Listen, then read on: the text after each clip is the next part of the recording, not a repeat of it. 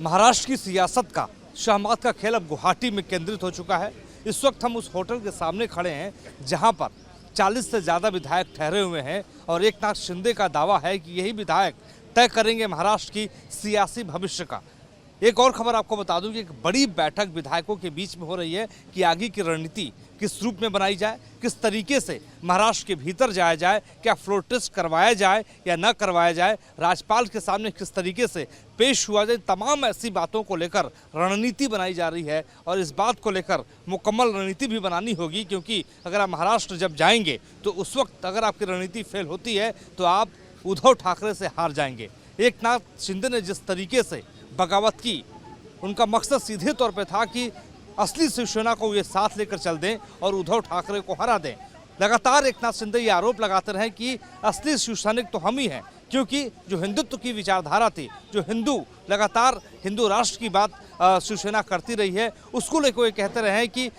महाविकास आघाड़ी के साथ जब उद्धव ठाकरे गए, यानी एनसीपी और कांग्रेस के साथ वो गए, तो उन्होंने अपने हिंदुत्व के नारे को छोड़ दिया, लिहाजा हमें इतना बड़ा फैसला करना पड़ा। 40 से ज़्यादा विधायकों का दावा करने वाले एकनाथ शिंदे लगातार बड़े नेताओं से बातचीत कर रहे, जो हमारे सूत्र बता रहे हैं कि उन्होंने भारतीय जनता पार्टी के कई बड़े नेताओं के साथ भी बातचीत की है। आगे की रणनीति किस रूप में होगी, लेकिन भारतीय जनता पार्टी अभी भी अपने पत्ते नहीं खोल रही है। एक और आपको खबर दे दूं, जो हमारे सूत्र बता रहे हैं कि आने वाले दिनों में यानी 48 घंटों के भीतर एक बड़ा फैसला एकनाथ शिंदे के समर्थित जो विधायक हैं वो ले सकते हैं कि महाराष्ट्र में किस तरीके से उतरना है। पहली बात। दूसरी बात कि फडणवीस को ही सूबे की कमान सौंपी जा सकती है और फ्लोर टेस्ट के बारे में अगर बात करें तो उसको लेके भी अब रणनीति बनाई जा रही है। 287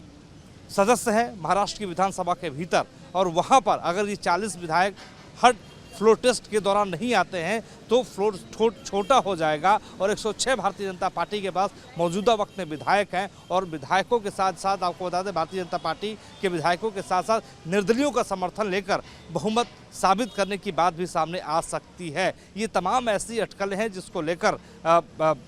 बाजार तो गर्म है, लेकिन भारतीय जनता पार्टी भी मुकम्मल रणनीति बनाने में लगी हुई है। लेकिन जिस तरीके से सुप्रीम कोर्ट का फैसला आया, सुप्रीम कोर्ट ने जिस तरीके से शिंदे ग्रुप के विधायकों को एक बड़ी राहत दी और कहा कि जो डिप्टी स्पीकर जो कह रहे हैं कि हम आयोग इनको ठहराएंगे, तो वो कैसे ठहरा सकते हैं जब इन विधायकों ने उनके ही खिलाफ अर्जी लगाई है, गुहार लगाई है। तो 12 जुलाई तक इन विधायक यानी 16 बागी विधायकों के ऊपर कोई कार्रवाई डिप्टी स्पीकर नहीं कर सकते हैं। तो सुप्रीम कोर्ट के फैसले के बाद हम कह सकते हैं कि एक बड़ी राहत मिली है। अंदर से एक और खबर आ रही है कि अब तक इनके पास मोबाइल फ़ोन तो थे, लेकिन सारे मोबाइल फ़ोन जो है एक जगह रखवा लिए गए थे। अब इनके परिवार वालों से बातचीत करवाने के लिए नया सिम कार्ड दिया जा रहा है, ताकि इन विधायकों के परिवार वाले विधायकों से बातचीत कर पाए और वो थोड़ा सा इजी फील कर पाए, क्योंकि सुप्रीम कोर्ट के फैसले के बाद जो है इन विधायकों को सहज महसूस करवाने के लिए विशेष खाने की व्यवस्था भी की गई है, जो खाना घर जैसा है ऐसा बताया जा रहा है। और आने वाले 48 घंटों के भीतर एक बड़ा फैसला शिंदे ग्रुप के जो विधायक हैं वो लेंगे और ये भी कहा जा रहा है कि फ्लोर टेस्ट की मांग सबसे पहले यही विधायक करेंगे और भारतीय जनता पार्टी अपने पत्ते बाद में खोलेगी। लेकिन जो हमारे सूत्र बता रहे हैं कि